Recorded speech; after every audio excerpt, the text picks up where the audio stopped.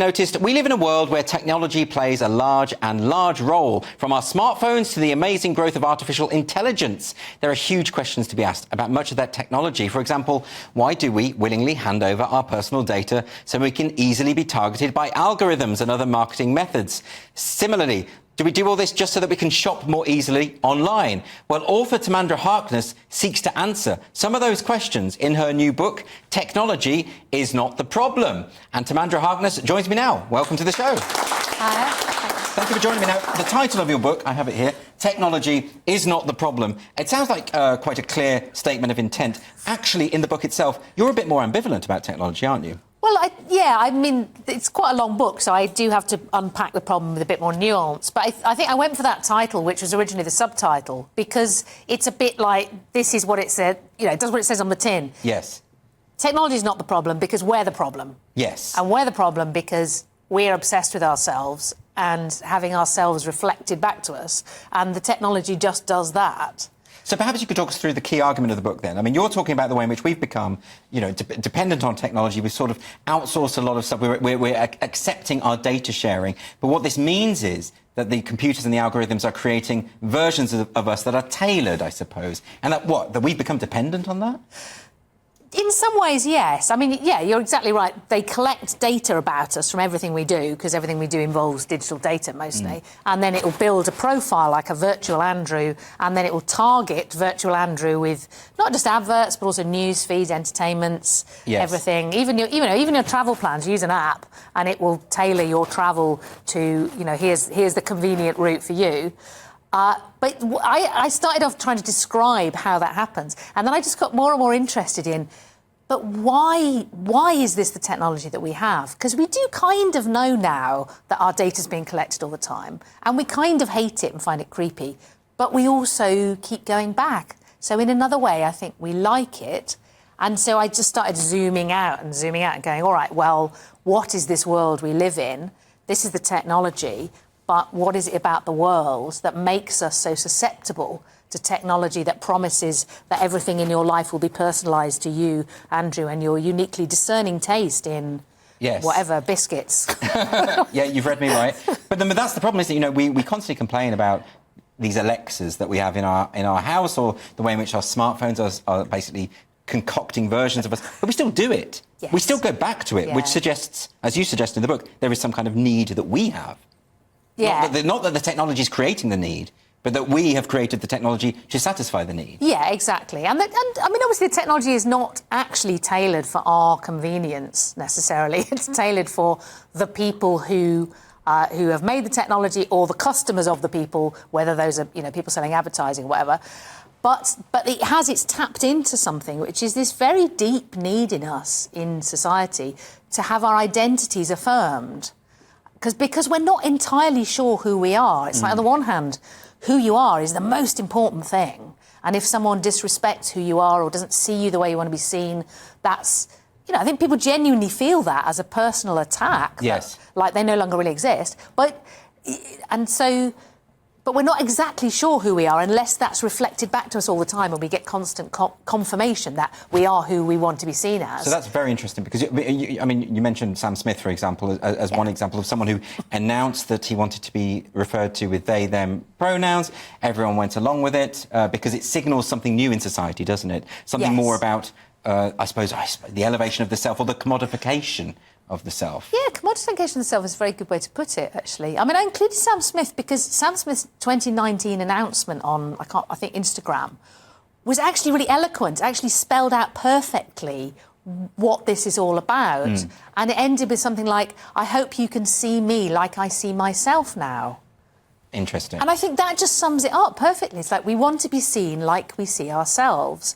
And then you design algorithms that say everything in this algorithm has been planned because we have looked at you and how you are and what you've done, and we're going to feed you back exactly what reflects who you are. It sounds like narcissism. Oh, it's complete narcissism. Yeah. I mean, I was reading Christopher Lash's wonderful book, the Age of Narcissism, the Culture of Narcissism, and it's like he's describing today. He says the narcissist sees the world as a mirror, and everything has to be reflected back to you. And then you look at the front of his book, and it came out in 1979. Wow! So it predates the internet, it predates social media. Yes. Oh, I mean, Narcissus is an ancient tale. Well, yeah, Narcissus goes back to ancient Greece, but this idea that we see the world as a mirror that should reflect us back to ourselves goes back before the technology. Yes, of course. But the technology is the perfect way to keep feeding that, because it gives you these little rewards, but never quite enough that they go, OK, now I feel completely satisfied, I know who I am, I can just walk away now. But there's a problem here, isn't there? I mean, you describe how these algorithms are creating a digital version of us. But you yourself took a psychometric test, and did it not come back as you were a 30-year-old man? I'm a 30-year-old man, yes. Yes, so Which I did. not. I'm not, actually. No, I'm not a 30-year-old man. So doesn't that Twitter suggest they're thinks getting I it am. wrong? Oh, yes. No, they get it wrong all the time. Because it's not like, if I know you and you know me, we're two humans kind of interacting, going like, well, I know what it's like to be a human, and you're a human, so I'm going to assume that being you is a bit like being me. But these are not humans, these are machines that are just taking statistical models and saying, well, so this is why it thinks I'm a 30-year-old man, because statistically, other people who gave similar answers to me and whose social media activity was similar to mine were 30-year-old men, or maybe they just said they were 30-year-old men.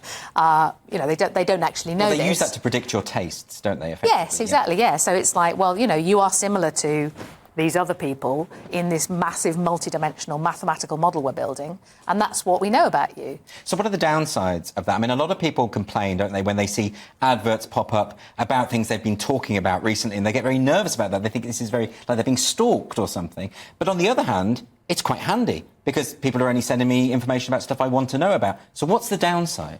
Well, I think there's a narrower downside, which is that if you only get stuff about things you're already interested in, your tastes aren't going to expand, and you will actually become more and more similar to the profile of you that is being targeted. You turn into the avatar they've created. Yeah, because that's the universe that's being created around you. Yes. But I think there's a more profound problem, which is that you become a passive version of yourself. You're no longer driving your life. You're no longer saying, well, what do I want to do with my life? What's the impact I want to have on the world? You're only thinking about, who am I, and what is this saying about me? What I'm putting out there, what is this saying about me? What are other people going to think about me? How does my life reflect me? Yes. And you're not actually out there creating anything in the world. And so I don't think you can really be a complete person like that. Yes. Ironically, the more obsessed you are with yourself and the world reflecting you back to yourself... Well, you can't grow. Exactly, and you can't change. You can't... I mean, you think about the other great thing about humans knowing each other is somebody might see something in you that you don't see in yourself. So they might say, actually, I think you have great potential, and, I could... Great teachers see that. They say, you could... Actually, you've got a bit of talent. You could be a great writer. You could be a great musician. You could be good at football. I can work with you to bring that person into existence who doesn't exist yet. But the algorithms are not going to do that, because they this is who you are, and now we're going to give you stuff it's designed to please that person you already are. So if it's the case that the algorithms are simply cultivating a version of you which is effectively narrowing your potential, what can we actually, on a practical level, do about that? Because do we not live in a world where we are now reliant on these kinds of systems? Can we break this? Can we say, no, I'm going to turn off the smartphone. No, I'm not going to have an Alexa in my house. No, I'm going to ignore what big tech tells me I should be. It's not very practical to do that. I really don't. I think only a very few privileged people can actually dispense all that, because that is how so much of our lives is carried on. What I think is more important is that you change your attitude to it and say, I am going to use this to do the thing that I think is important. I'm going to use this to connect with other humans and do things with other humans and decide why I'm using it and what for, rather than just going, well, actually, this is all very convenient, and I get here's a menu of things that somebody has already selected for me, and I'm just going to pick one of those things. Which comes back to the title of your book. Technology is not the problem. It's the way that we choose to use it. This is what you're arguing. Yeah, basically. Yeah, the problem is the way that we lean on technology to reassure us about who we are, that we are to see me how I see myself. Whereas the technology is amazing. You think about, you can get information about anything humans have done almost, and yes. you can communicate instantly with people all over the world. Just to think of the things that we can do with it. Yes, well, and finally on this, this idea that if we have technology to support our lives, it will free us up to become more artistic, more creative. What Oscar Wilde was saying in The Soul of Man Under Socialism, that we can effectively, the way the ancient Greeks had slaves so they could spend all their time philosophizing, right? Is this actually real? Well, it's not at the moment. That's the thing. It's this lovely phrase, digital Athens, that instead of the slaves doing the work so that the male citizens could be philosophers and talk politics, we will have the robots to do that. Yes. And actually, I think it's more like digital Wolf Hall, where you've got a house full of servants, like Alexa and your smartphone and everything, but they're actually working for other masters. So, yes, they'll bring what you order, but they're also reporting back on you to companies probably in Silicon Valley, and probably filtering what comes to you to please other masters that we will never know about. Yeah, when you put it like that, it does sound sinister, I have to be honest. But look, congratulations on the book. It's out now, isn't it? It's out now, yes. It was out from Thursday, so wonderful. It's very hot off the press. Fantastic. Timandra, thanks so much for joining me today. Really appreciate it. It's lovely to see you. Thank you. Just a reminder, Timandra's book is called Technology is Not the Problem, and it is available at all good bookshops, and probably at the bad ones too. Next up on Free Speech...